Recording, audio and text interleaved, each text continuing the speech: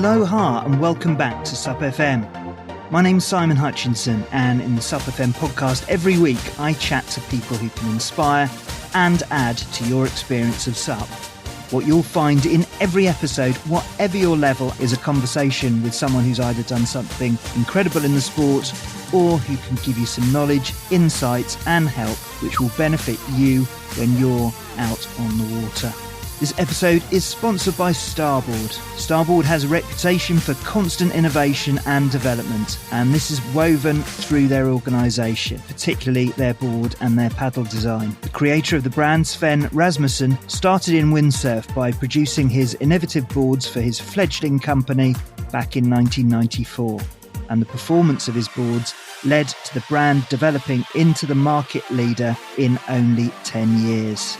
Starboard has always been behind stand-up paddling, and it continues to strongly support and develop the sport. They're strong innovators and leaders when it comes to taking environmental action, and they continue to push boundaries of design and functionality, which make their boards and their paddles perfect for both the weekend warriors as well as the top-class athletes. And you can find out more about Starboard through their website, through the link in the show notes. We hope you're enjoying following us on Instagram, which is where we spend most of our time. And we also spend a bit of time on Facebook, but you can keep it old school by signing up to our SUP FM email newsletter. And if you do sign up, then as a thank you, you'll also get our free guide to our favourite apps, which are the ones that we use on the water and which help us to keep ourselves safe and informed. And the link is in our episode show notes, or you can subscribe by heading over to our website, supfmpodcast.com. It's always an honour to chat with my guests, but for the final episode of the season, I couldn't have thought of a better way to sign off than with a true legend of the sport. Someone who was there at the beginning when SUP was starting and who has delivered a staggering amount of wins across both technical, distance, surfing and a load of other water and dry land activities. Candice Appleby is a true icon of the sport and has been described by ESPN, the US sports broadcaster, as being a combination of Venus Williams and a whole bunch of other US female sports stars all rolled up in one package. There is no question that if SUP was a higher profile sport worldwide, then she'd be a global icon. And just to mention that she won the US SUP Surfing Championship this summer, so her career is far from over. In this episode, we talk through some of her legendary wins, including the carnage at the Battle of the Paddle 2014, and the story about how she started, and how turning down a place in the US shortboard surfing team led to far more opportunities than she could ever have expected. So here's my chat with the uniquely inspiring Candice Appleby. Hey Candice, welcome to SUP FM. Thank you. Thank you for having me. Well, it's a really great honour to have you on the podcast because you're not only an iconic pioneer and ambassador of SUP, but you're also the most decorated SUP athlete we've had on the show. And this has genuinely stumped me because what I usually do in my intros is list the guests' achievements. And the reason why that would be a problem is because if I listed all of them, I'd still be talking this time next week. So what I'm going to do, if you don't mind, is just pick out a few. So at the end, please add in any that I've missed. So in terms of highlights, I've picked out multiple winner of SUP Connect Woman of the Year. Pick that one out because that one's one that people have to vote for. Multiple Battle of the Paddle, California and Hawaii. Multiple Pacific Paddle Games titles, Columbia Gorge Paddle Challenge, World APP Tour Champion, M2O. 2015 was an incredible year. I mean, you won pretty much everything there, but pulling out there the ISA World Championships in Mexico, where you got the gold in technical, gold in distance and gold in the team event. And of course, that's not mentioning any of the first places in SUP surfing, representing the US in longboard and shortboard competition and prone competition as well. So I know by design I've missed a load there, but there are any other key achievements that you'd pull out as particular highlights so far? You covered a pretty good stretch there. You got me blushing a little bit. But I guess one of the things that I'm most proud of too is having been the first female to compete on the Stand Up World Tour for surfing. So Sunset Beach, I think that was 2008 or 2009. I was the only female in competition there, and there was the Duke's Ocean Festival in 2008. That one was a pretty good one for me too. That's incredible, and I've got that one down here as well. So you became the first and only woman to beat the men in professional SUP surfing events. So you won both the women's and the Open Pro divisions that year. Yeah, that was a really fun one. I think that was an event that really kind of put me on the map at the time, and it was a dream come true. That's for sure. Oh, it's an awesome achievement. And it'd be great to have a chat with you about some of your landmark wins a little bit later. But before we talk about all of that stuff, and there's a lot to talk about, I'd just like to refer back to the beginnings. And I know you grew up in a family that was pretty sporty. I know that you had some relatives who were sort of major league or baseball professionals, but your parents also were into surfing in a big way. Tell me about those early days and how you got your start in surfing. Yeah, so I've always been at the beach since I was a little girl. When I was probably 2 weeks old or something like that, I got in the water for the first time. And when I was young, we lived inland, about an hour 15 minutes away from the beach. But my parents were divorced when I was really small, and my dad always lived near the beach. So on the weekends with my mom and my stepdad, I would go to San Onofre in San Clemente. And then on the weekends when I was with my other dad, I would be at the beaches of Huntington and Laguna and Newport. So when I was young, I got a lot of exposure to different beaches. And then when I was 11 years old, our dream came true, and my mom moved us to San Clemente. And so I was able to be at the beach full time. And it was amazing. I started competing in surfing, I think, when I was 10 years old. Actually, before we even lived at the beach, I was competing in surfing, which was pretty neat. And part of our local surf club, the San Onofre Surfing Club, ever since I was young, and compete in that surfing classic every year in September. I still compete in it. My mom competes in it. My sister, my dad, my nieces and nephews. That's a longboard competition at San Onofre Surfing Beach. It's a very nostalgic beach here in California. And so, yeah, I grew up surfing competitively, played some water polo as well. When I was really young, before I started surfing competitively, I was doing t-ball and softball. And then in high school, like I said, a little bit of water polo. I was on what's called a step squad, which is a hip hop dance team as well when I was in high school, which is kind of a fun fact. And in high school, we had a surf team. So I actually got to surf before school. Well, actually surf for my first class of the day. So we got a grade for it. We got credit for surfing. We'd show up at the pier in the morning and drop our little card by the brick wall so our coach could, check us in if we had arrived there prior to him getting there. And we'd surf for an hour and a half, and then, run home, shower real quick, and go to school. And I remember a few times the ocean kind of rushing out of my nose while I'm in class on my school books. But that was a really neat experience because I got to surf with some of the greatest, surfers to come out of Southern California, guys that are big wave champions like Greg and Rusty Long, and then other great surfers that have been on the world tour like the Gudauskas brothers. This is for, shortboard surfing. So I competed in shortboard and longboard surfing. And then after high school, I was invited to be on the U.S. team for the ISA Surfing Games, which was for shortboarding. And that was to take place in South Africa. But at the time, these events are self-funded. So my parents couldn't really afford to pay. It was like $3,000 or $4,000 to go. So I declined that offer. And that's really a big stepping stone to becoming a professional shortboarder. But I also would have missed my first week of college. So I didn't want to miss my first week of school. So I ended up going to the University of Hawaii to pursue an education, but also pursue a surfing career. Because if you can make a name for yourself in Hawaii, then, you're able to really make a name for yourself in surfing. And, just to get the experience of those waves over there. And Yeah.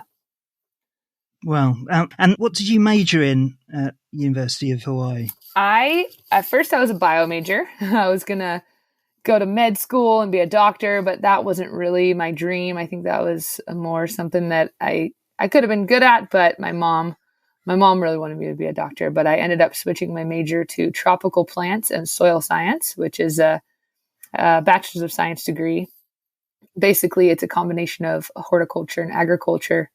And it was really a great thing to study. It's very applicable. And I got to spend a lot of time on different farms on Oahu and Maui and learn things about plant production and turf management and landscape design. And, so it was a really fun thing to get my hands and my feet dirty and learn about horticulture and agriculture. And have you followed that interest on? I mean, clearly horticulture was a passion for you. Well, I follow it into my backyard. But, after graduating, I went full time as a professional athlete. And so I haven't pursued a career in, using my degree. But there's so many more things that I learned while in college and obtaining my degree that I'm able to apply to being a professional athlete, even if it's just my communication skills and presentations. And it's helped me be confident as well in public speaking. So I highly recommend to any youngins listening out there, go to school, whether it's college or trade school, or do something to continue your education after high school, because there's a lot more to learn out there. And, just setting out to do something and finishing it is a pretty good thing. You can feel pretty good about that. And it's that cross training, isn't it? So you're right. Going to college teaches you so many skills about thinking. And so it doesn't necessarily have to be directly applicable to what you end up doing. Clearly it hasn't, but it's still been a massive benefit. And it was really interesting what you said about the variety of different sports that you did when you were growing up. And I know that's something that you carried on, you've carried on ever since, but just doing that variety of sports, because Roger Federer is famous for having done just a number of different sports before he sort of decided to specialize in tennis.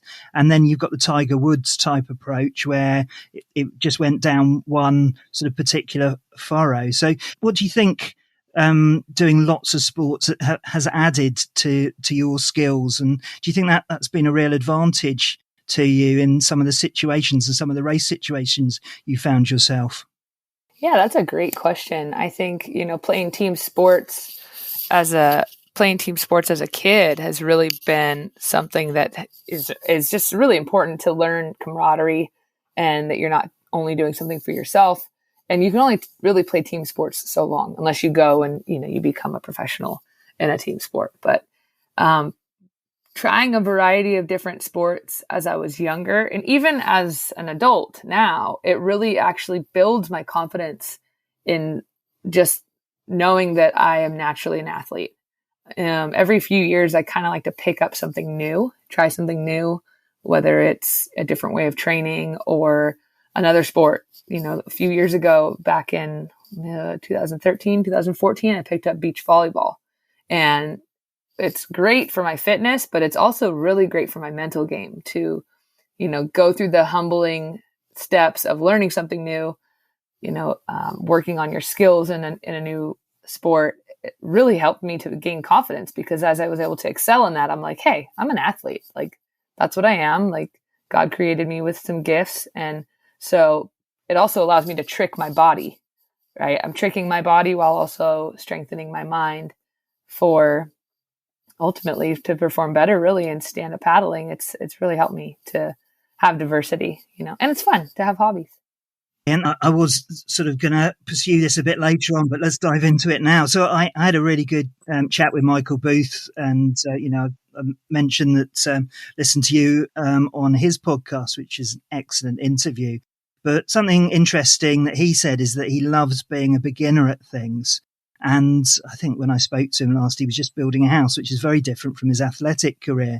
But it's exactly right. It's about doing those new things, humbling, learning something from the bottom up, and then mastering it. And you're absolutely right. That makes a massive, massive difference, doesn't it, to your performance and your mental resilience? Absolutely. I remember that makes me think, because when you said being a beginner at something, the first time I went to Australia was in 2010, and I had seen surf lifesaving for the first time, where, they're out on the clubby prone paddle boards and they're paddling in and out of the surf on their hands and knees. And I had never seen that before.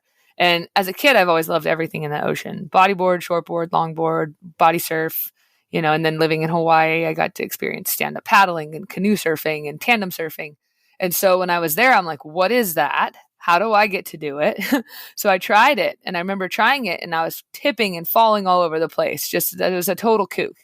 But it lit this fire in me, like, hey, I want to get good at this. So on the end of that trip, I traded my SUP surfboard with a Surf Lifesaver over there, and I took a 10.6 sprint board back with me to Waikiki.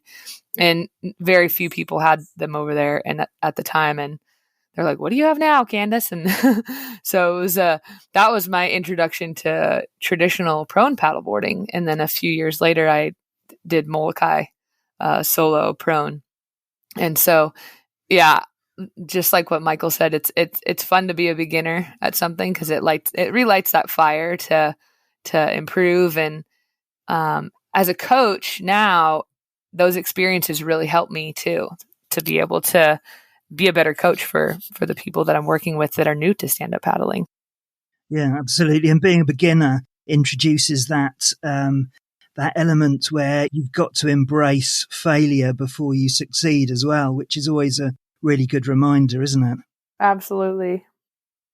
Okay, so going back to Hawaii, you were there at absolutely the right time, in the right place, and right at the start of SUP. And while Laird Hamilton tends to be one of the faces of that time, I think, if I'm right, SUP started pretty much with those waterman families who were tandem surfing boards and using those with a paddle. Tell us about being in Hawaii at that incredible time and how it all started for you. Yeah, I am so blessed that I was able to be there at the time that I was and be mentored by some of the most incredible waterman families. So I moved to Hawaii in 2003, and around 2006, I started surfing Makaha. I was training for an event on the North Shore, and then I was surfing Makaha a lot and spending time with, meeting the DeSoto families and spending time with Rusty Keaulana and the Froiseth families. And I saw the guys there SUP surfing, mostly the Keaulanas and the DeSotos and the Froiseths and Melpu'u. And I was like, what is that? Again, I want to do it. And so I remember for several months, I just watched and committed to memory what I was seeing them doing with their paddle, the way they were surfing it. I was a little intimidated to ask to try the equipment at the time, but eventually Rusty Keaulana gave me a paddle. And then I was living in Waikiki at the time, but spending a lot of time at Makaha. And so I remember when I was back in Waikiki, I would kind of hustle the beach boys early in the morning and just ask to borrow the biggest rental board that they had at the time. And so that was kind of my secret practice away from Makaha, where I would borrow a big rental surfboard, because they didn't even have SUP boards in their lineup for rental boards at the time. And then I'd go out at Queens and Waikiki and use that paddle that Rusty had given me, and then practice all the things that I had seen the guys at Makaha doing, and excelled fairly quickly. I was able to use my upper body strength and my surfing experience, and it was a lot of fun. Thinking back at that time, I'm like, wow, what a blessing to have grown up in Southern California in the 80s and 90s, in the height of longboarding, which was my first passion, and then to move to Oahu in the early 2000s and be exposed to stand-up paddling in its infancy. My dream moving to Hawaii was to be a professional surfer, to be more on professional shortboarder and longboarder. But God had other plans. He's like, I have this whole sport that you don't even know exists yet, and it's waiting for you. And so it's pretty cool when I think back on it. Well, it's incredible. Yeah. Things always work out for the best, don't they? And yeah. Caught with those early paddles, I bet they were pretty brutal, weren't they? So I still have that first paddle. It's probably, I think, 81 inches long, which, for perspective, now I raced with a 74-inch paddle and I sup surf with a 66-inch paddle. It was actually a really good paddle. It was called a Pohaku paddle, which was, the brand of C4 prior to it being called C4. And that paddle was actually one of the very first stand-up paddles to cross the Molokai Channel. That actual paddle that I was given to use. And so it's a pretty good carbon paddle. I still have it. It's in one piece. It's strong and sturdy. The Hawaiians know they know paddling. So they definitely know how to make a good paddle. And then after that, I did try a few different paddles over the first 2 years until I became a quick blade athlete. And I remember I broke quite a few wooden paddles and aluminum paddles in the process. But that was a great paddle. So something I've been curious about, and you are uniquely qualified to comment on this, is about surf culture and the emerging sup culture. And also because you've experienced obviously that Hawaiian sort of Pacific Island culture as well.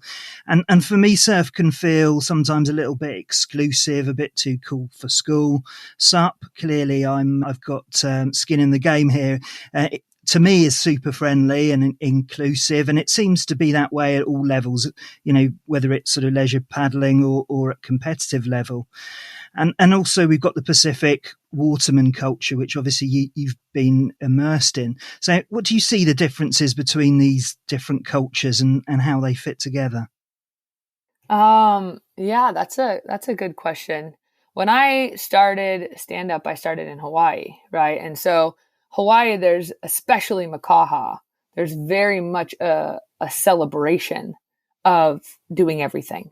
On any given day, you could go to Makaha Beach and see somebody body surfing, boogie boarding, longboard surfing, shortboard surfing, tandem surfing, stand-up paddle surfing, canoe surfing, and even paipo board riding.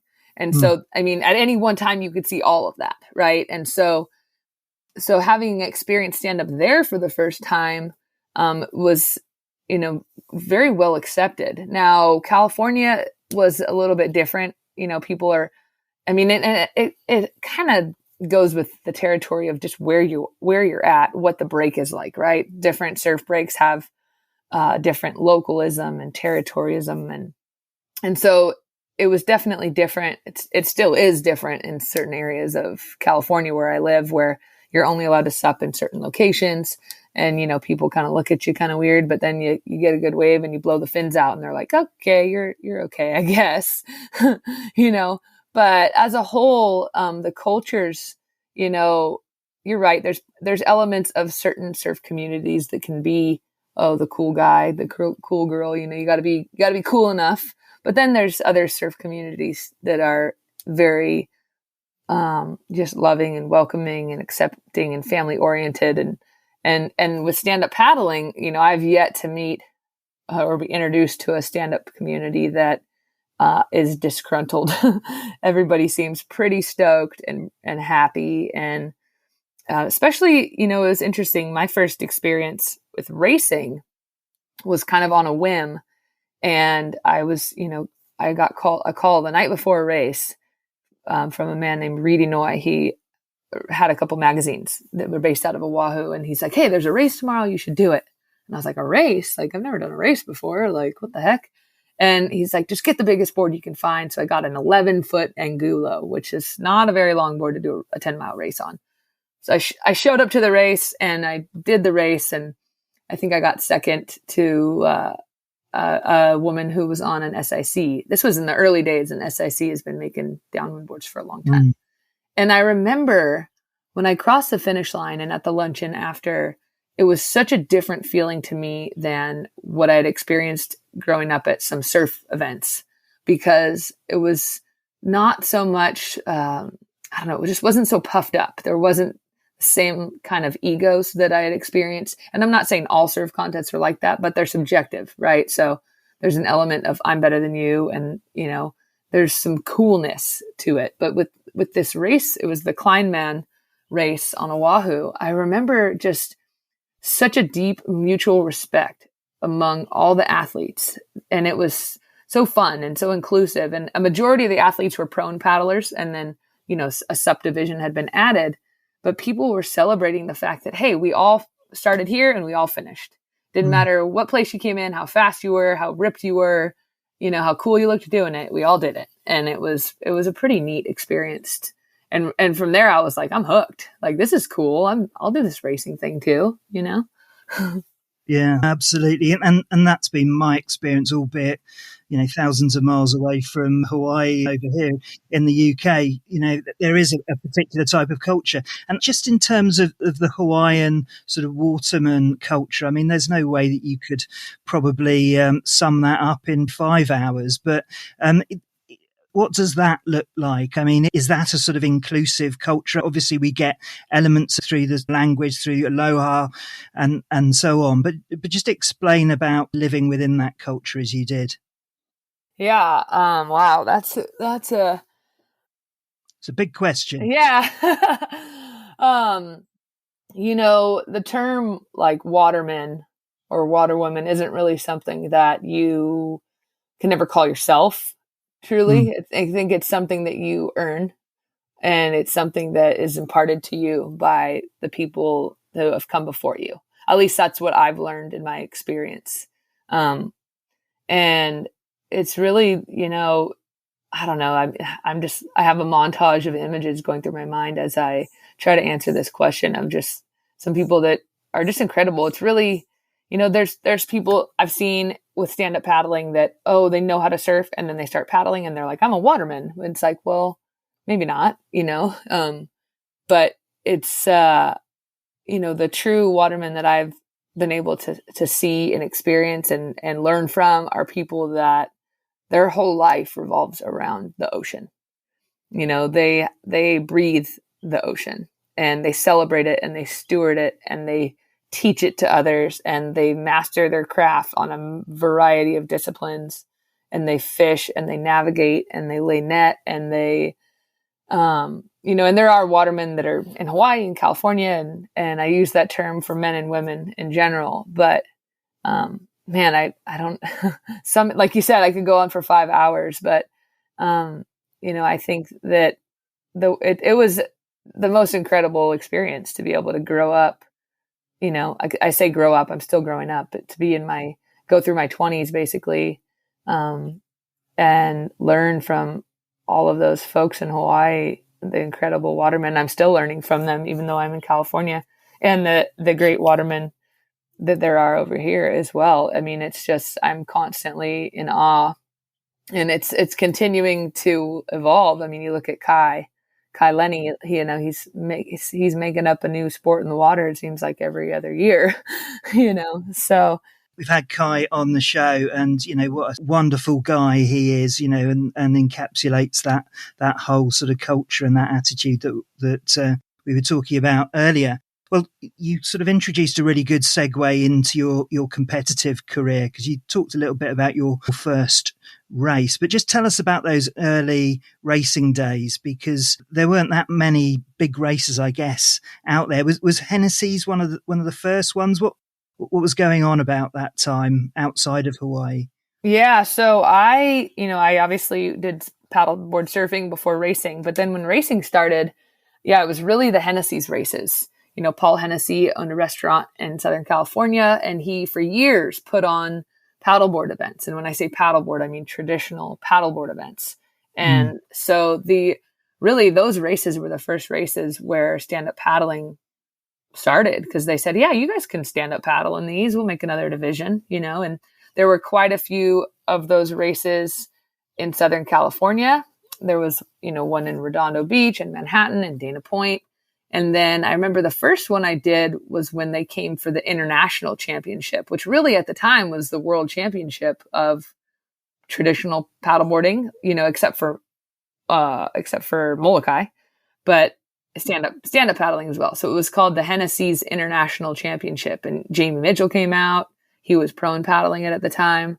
And that race was from Turtle Bay to Waimea Bay, I believe.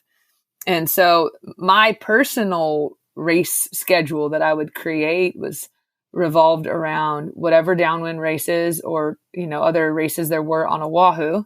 And then I would follow all those Hennessy's races. So I'd travel back to California get to see my family.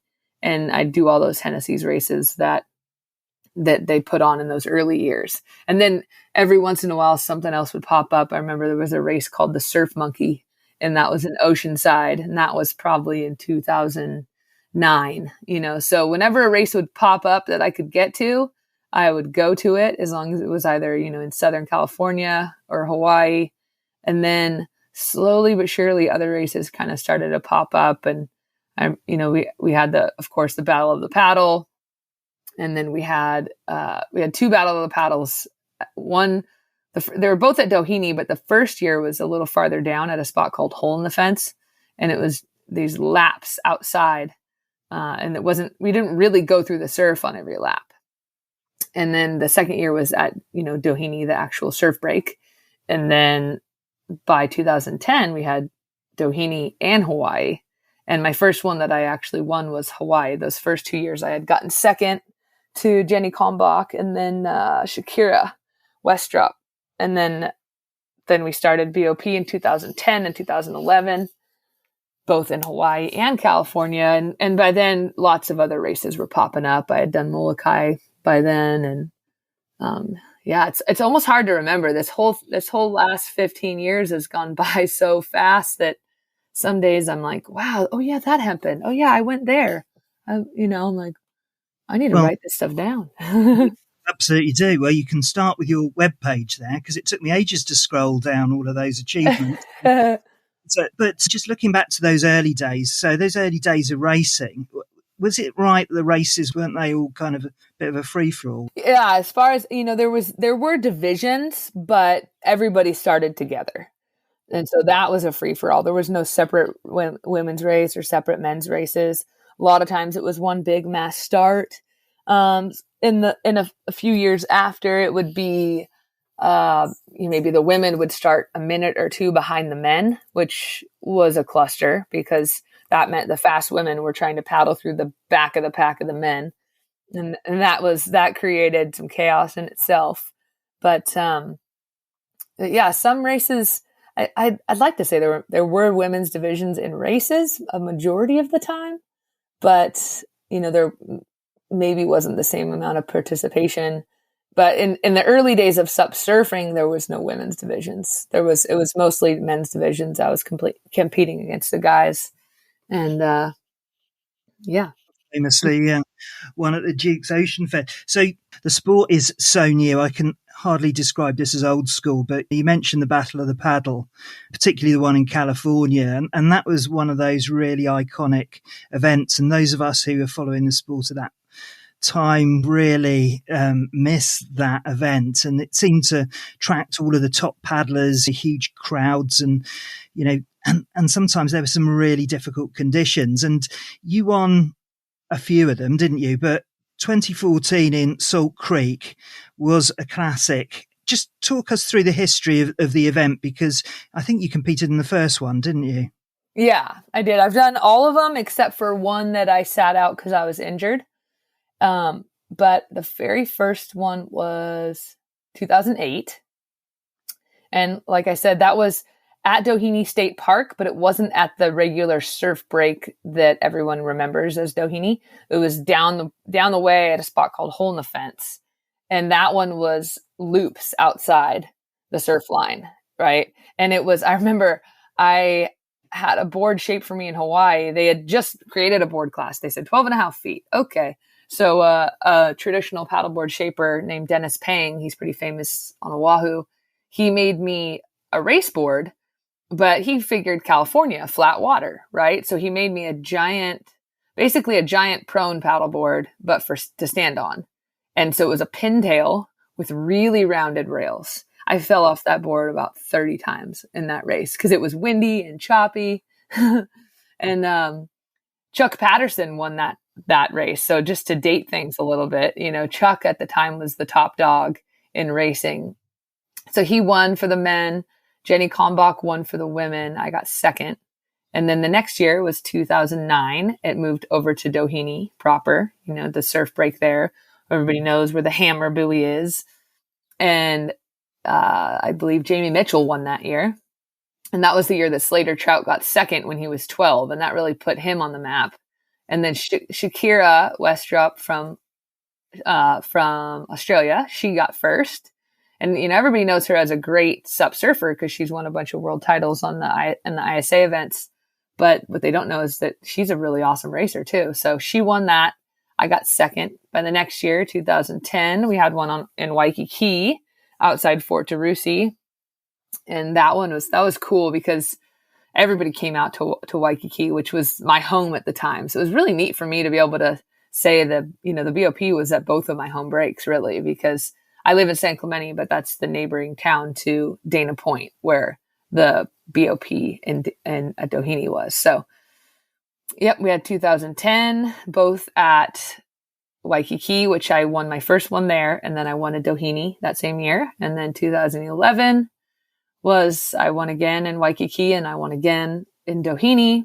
And then 2012 is where, that year I was really starting to feel the pressure. I was really, I was really nervous for that race. I remember so nervous, could hardly sleep. I mean, my stomach was in knots, and Annabelle was doing really good at the time. The couple years prior, she had been competing, but she wasn't really, didn't have major results ever out of BOP or anything. But I had seen her coming up on the Stand Up World Series, which is the APP World Tour, but at that time. And so, for me, I was going for my fifth one in a row, which in my mind was this big deal. It's a big deal, right? And so at that time, we still started a minute and a half behind the men. And so we did the race. She was about a couple board lengths ahead of me. And then I got taken out by a guy who got hit, just fell off his board sideways and shot his board at me. And I got pushed in on a wave with his board on my back while she paddled off in front of me before two key buoy turns. And I wasn't able to close the gap. And you know how surf racing is, someone gets a gap and then they get a wave, 30 seconds becomes 2.5 minutes, becomes 3.5 minutes pretty quick. So yeah, that was 2012. And then after that, that was kind of, it was actually, I could say that race was pretty monumental for me in a way that it was the starting point of a big 1.5 years of growth and healing and, finding out who I really was. Cause, I grew up having been picked on a lot and I was kind of an underdog in my life. I was bullied a lot and I experienced some hard things as a kid. And so when I started getting really good at paddling and winning, I was getting my self-worth out of winning. But then it was like when I lost, it was I had this crisis of identity of, if I'm not number one, then what am I? And then I lost that race. Annabelle had her rise. Then I had dealt with some injuries. I had some old injuries that I hadn't dealt with. And so I had to deal with those injuries during that time and the source of those injuries, which was also traumatic. And so that triggered a really big 1.5 years of growth. I ended up taking the next year off of the BOP, kind of pulled out last minute. I had a surgery, but was competing prematurely and my mind just wasn't right. My heart wasn't in it, and it was a really good thing for me to say, you know what, I'm not going to compete. But prior to that BOP 2013, several months after the BOP 2012, I had, sent an email to Sparky and Jerry and Ron, the guys and Pat, they run the BOP. And I just shared with them my experience of having, been taken out by a guy during our race, which was a really important race. And I just, I didn't send them an email right away because I didn't want them to think I was sour grapes or anything after that event. It was several months later, but, just asking them and encouraging them just, to give the women our own race. Because at that time, the level was increasing. There was plenty of us. And, we shouldn't have, men interfering in our race that can affect our performance. And so they were super gracious and heard me out. And they were like, okay, next year you guys can have your own race. And I didn't compete the next year because I was injured, but it was so cool. I got to do the commentary. And I remember Annabelle and Jenny Kalmbach had a really great battle back and forth. Annabelle ended up winning that battle, but it was so fun. And I think, for the first time on the biggest stage, people really got to watch the women and see how good the women were getting, how much the level had increased, and we weren't like just lost in the back of the pack. We got to have our own spotlight. And so that was really encouraging. And then, like you said, Salt Creek. Sorry, I kind of I went down the road here, but then that very next year was the BOP Salt Creek, and the waves were pumping. And I think it's known as the massacre at Salt Creek. Yeah, I think there is a YouTube video out there that's just completely a carnage reel.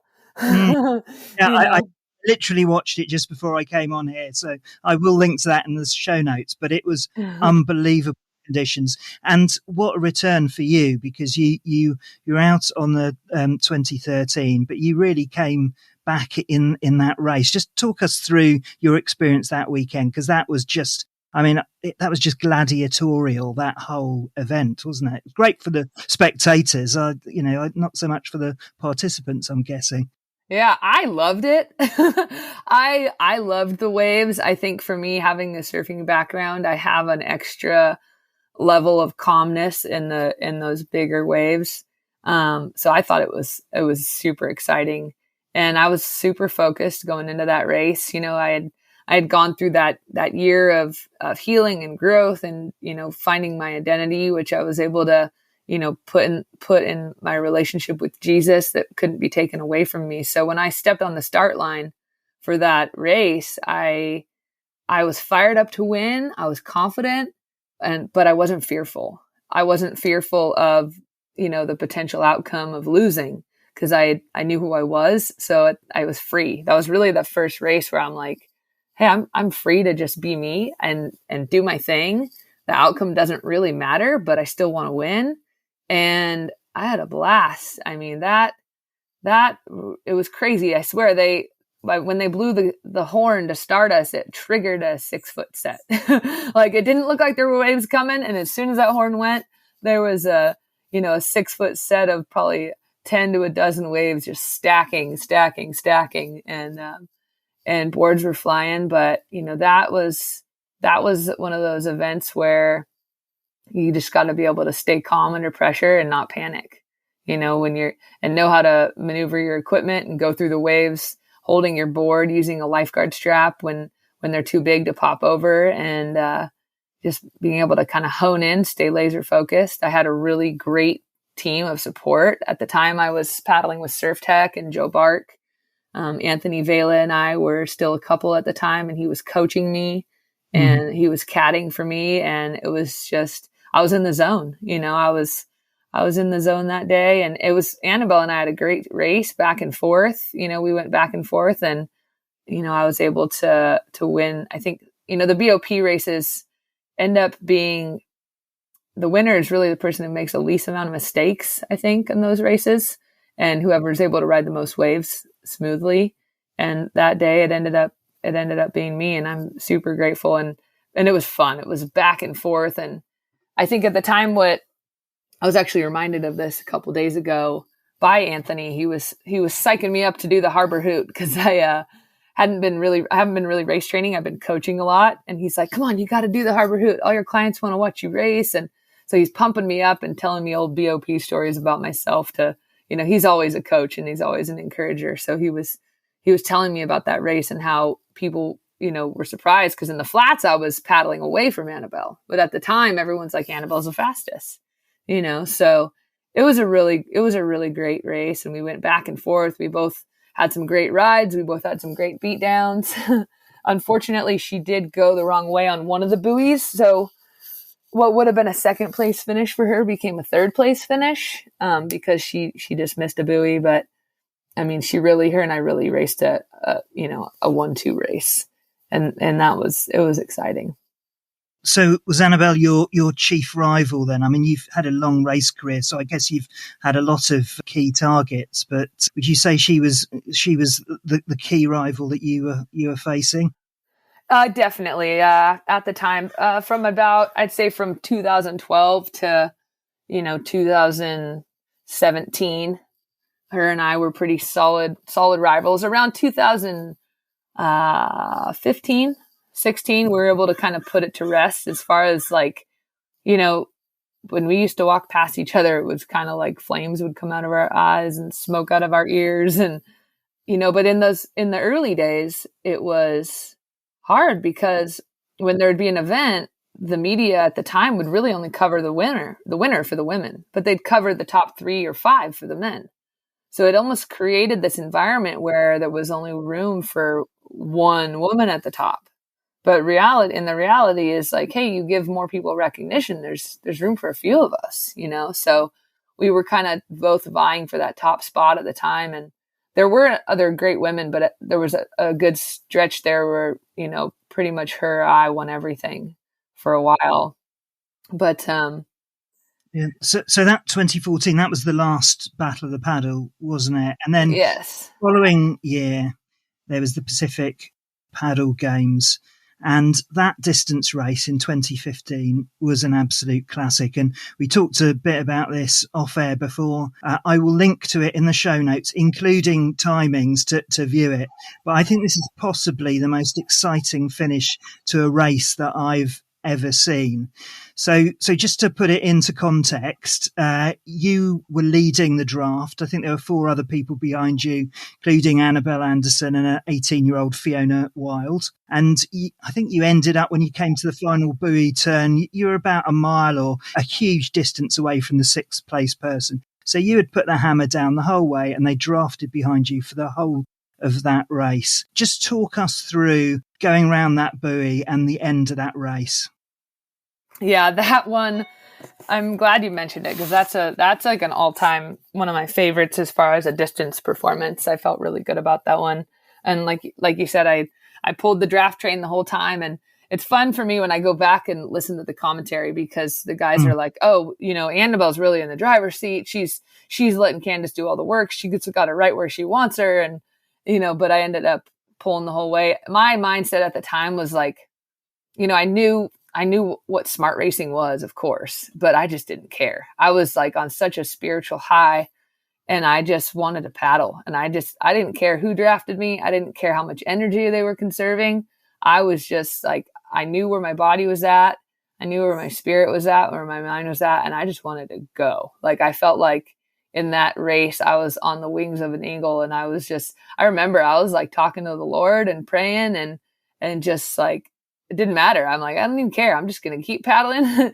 And then, you know, you get to that last buoy way outside the surf line at Doheny. And that's where you're like, okay, the rest of what's going to happen is kind of out of my control right now because I could break the pack and get a gap, but a wave could come that they could all catch, right? Which is exactly what happened. So we come around that last can. I get a little bit of a run. I push hard, get a little bit of a run, you know, break the pack. We all disperse. I believe it was myself, then Annabelle drafting right behind me. And then, I want to say me, Annabelle, Fiona, Angie Jackson, and Shay Foudy. That was the order of the draft train. So I was out the farthest in front.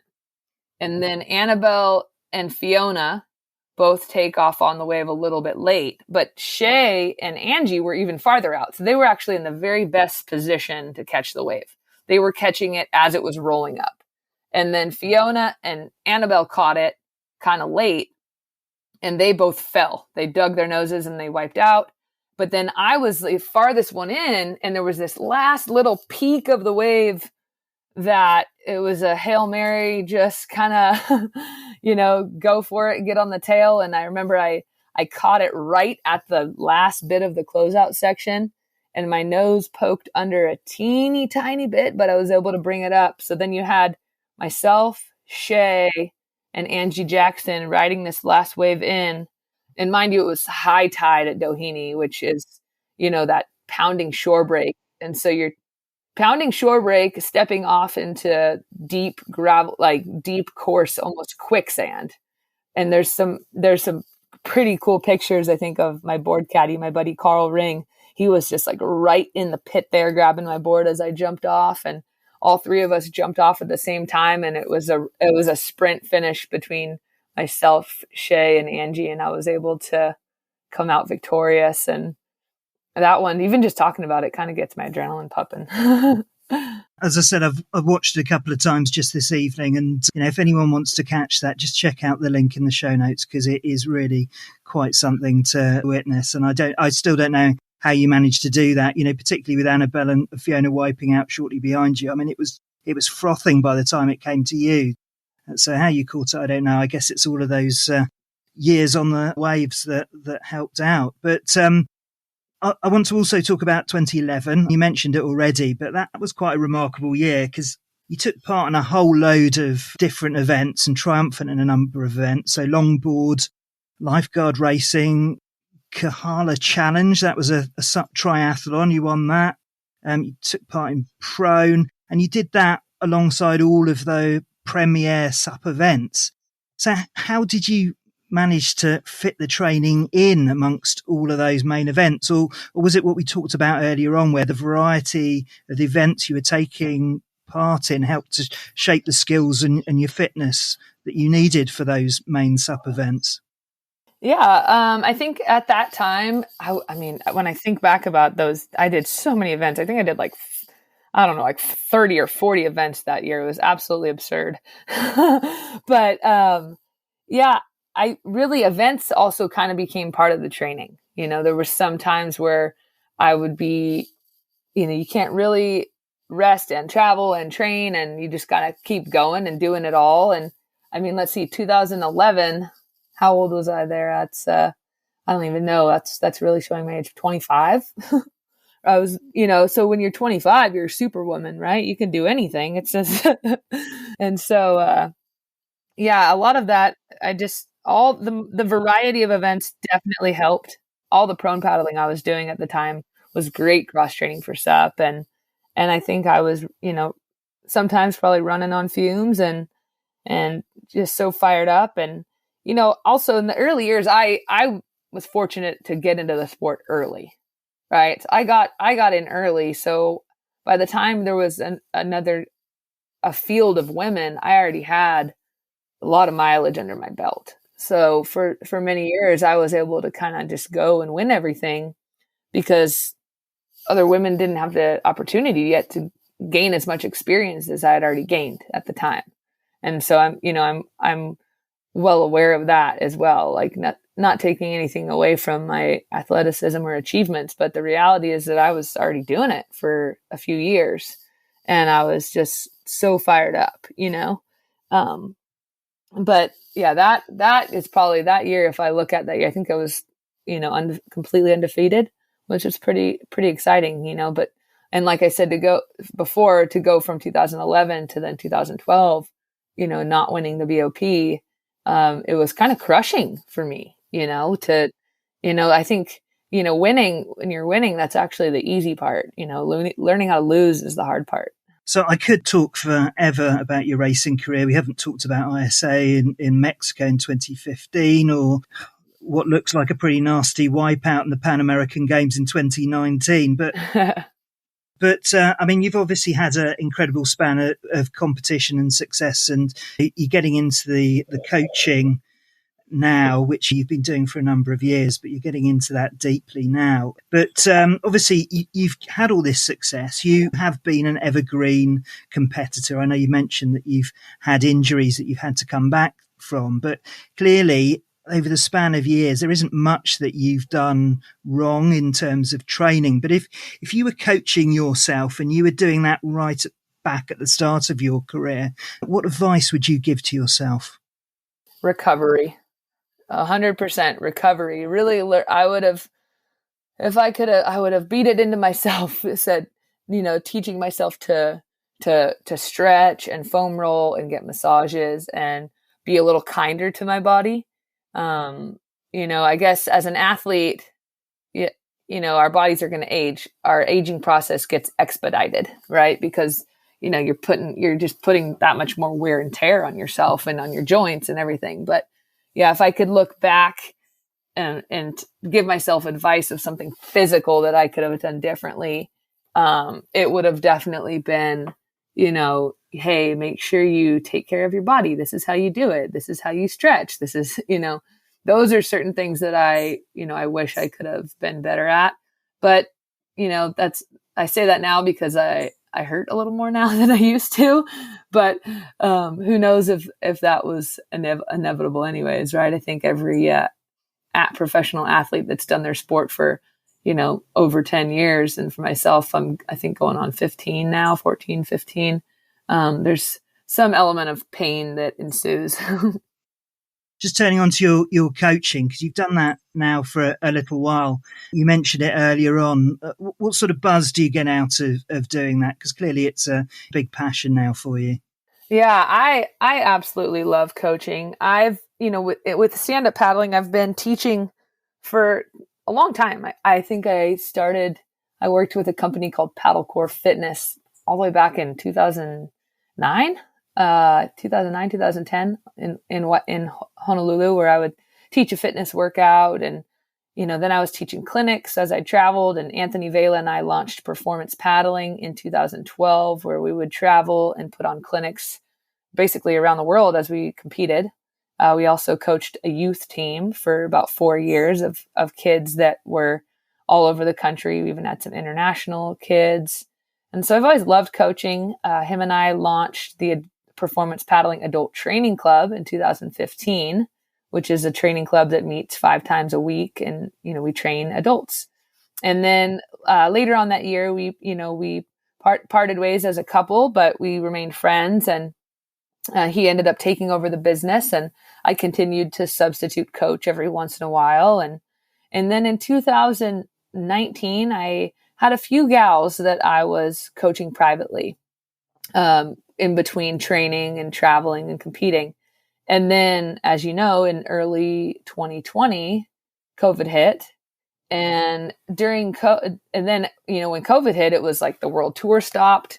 Financial support from sponsorships all came to a screeching halt. And then I was like, okay, Lord, what am I going to do here? And I just was like, I'm going to trust you. I'm not going to freak out. You're my provider. And, 3 clients turned into 4, turned into 5, turned into, 5 sub clients. And then 3 kids I was coaching, teaching surfing to a few times a week. And then I'd find myself at the end of the day, like, hey, I love this. This is like my passion. I just would come home beaming with pride and just feeling so wonderful. Like I am right in the center of my purpose, doing what God created me to do, which is to, serve other people with my time and my talents. And he gave me the ability to also teach, and I don't take that for granted. I know that not all athletes are created that way, with the ability to teach and to do. And so for myself, I love it. It's so much fun for me to help people build a relationship with the ocean, to see them achieve their goals, even to see them light up when they start moving their feet on their board.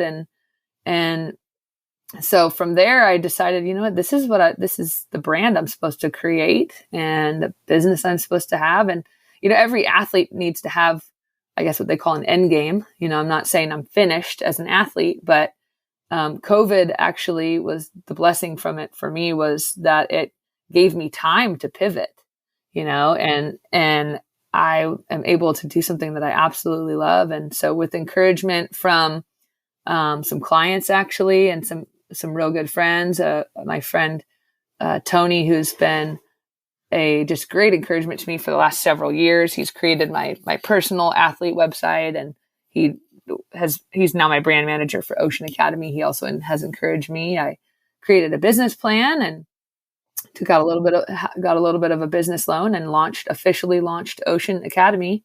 And since making myself available, I feel so encouraged because my schedule is totally full. And I have, quite a few athletes. I'm probably coaching at least, and when I did my projections, I thought I'd have, 10 privates a week. I thought that would be my max. And now a slow week is, 12, 13 clients. So on average, I am coaching about 15 clients a week. And Wow. so, that in itself, each client is an hour and a half on the water. Mm-hmm. So it's great. I love it. I'm probably paddling between 40 and 50 miles a week. And it's not, training mileage, but it's still good fitness. It's not necessarily paddling that at my particular interval intensities, but it's great. I'm out on the water and able to encourage others. And I just totally love it. I'm so blessed by all the clients that I have. And I say clients, but really they've become friends and they've become my family, so I just love it, and looking forward to taking Ocean Academy around the world and doing more clinics and hopefully some retreats next year. And it's just, it's so much fun. And I'm also writing some training programs for a few paddlers around the country. And I actually did a video stroke analysis from a gal named Ashley from the UK about 2 weeks ago. Oh, wow. Yeah. So it's really fun. I'm totally loving it. One of the other things that you've talked about a lot is in your capacity as being a role model for women and girls is around mental health, and particularly about inner beauty. And you obviously had a tough time growing up, but you've got some particular insights which you're sharing about that. Can you just talk to us a little bit about that? Yeah, I it's a continual process even for myself. I've had a lot of growth and healing, but I experienced some hard things growing up. I was bullied a lot for, having red hair and freckles, and when I was a really young girl, I experienced sexual abuse for a few years of my life, and then, having dealt with bullying, having dealt with that, just really hurt my self-esteem. And then also when I was a young surfer girl, I was probably 10 or 11. At that time, Roxy was a new brand. And the way that they were depicting female surfers was mostly, models, very thin models on surfboards. So it put an image in my mind of something that really I couldn't attain, but they portrayed that as the epitome of a surfer girl, was to look this particular way. And so I developed a lot of body image issues, self-image issues. And, over the years, I've worked hard at healing those parts of me and seeing myself the way that God made me, not to compare myself to anybody else. And it's definitely a journey, and I think that so many women and men experience that, body image and self-image issues, and each person's journey is their own. But for myself, I really realized that, God created me special and unique, and he gave me red hair and freckles so that I would stand out, not so that I would, blend in. And I think that, I do believe that there's good and that there's evil. And I believe that, the forces of evil, whatever you want to call them, different people have different names for them, but I believe that, the devil uses hurt people to hurt people, and if, as a kid, if he can, get you to see yourself differently from how God intended you to be, then that's how he makes us stumble, and that's how he hurts us. But in realizing that, growing up, I was able to look back and say, wait a minute, okay, what the devil meant for evil, God intended for good. And that is for me to stand out. And it created me to be more compassionate for other people and realize that everybody has a journey, has a story. We all have wounds, and we're supposed to share our story so that we can help each other. I believe that, a struggle that is shared is a struggle that's cut in half, and a victory that's shared is a victory doubled. So I'm trying to work on living my life that way, and I'm a bit of an open book, and I'm okay with that. I think that, as an athlete, we get put on a pedestal sometimes, but really that just gives me a platform to share how the Lord is working in my life, and that he works all things for good, and he's blessed me with some great abilities, and I want to use that to be a blessing to others. Absolutely. And clearly faith is really essential in your life. And one of the things that you mentioned towards the front of this interview was about it providing you with that fundamental anchor to something that's unmovable. and it isn't conditional on winning a race or being an athlete or getting, hundreds of likes on Instagram. And it's so important for people to realize, whatever their own anchor is, basing your self-image by comparing yourself to others at a particular time just makes things very difficult for yourself, doesn't it, psychologically? Yeah, absolutely. I mean, I have a solid faith and a solid identity in the Lord, and I still struggle, if I end up on Instagram too long, or, one thing is don't go on Instagram when you're having a bad day. Just go open the Bible, go prayer, go in the ocean, do something different, But yeah, you're absolutely right. If you put your identity in something that can be taken from you or something that is conditional, then it's easy to be shaken. But for me, my identity is in my relationship with Jesus, and he loves me. And it's as simple as that. It's like, he created me, he loves me, I have a purpose, and I don't have to, that's it. It's actually super simple, and that can't ever be taken away from me. So, if there's anything, that's most important that I share today, for me, that's it. Absolutely. Really, really important point. So thanks so much for your time, Candice. You've been very, very generous with it. I do have to ask, though, before we wrap up, what are your plans for the future? I mean, I expect in terms of competition, you're just taking it sort of day by day, year by year. But based on your past record, I'm expecting to see you at the 2050 Olympic Games in London. You say 2050?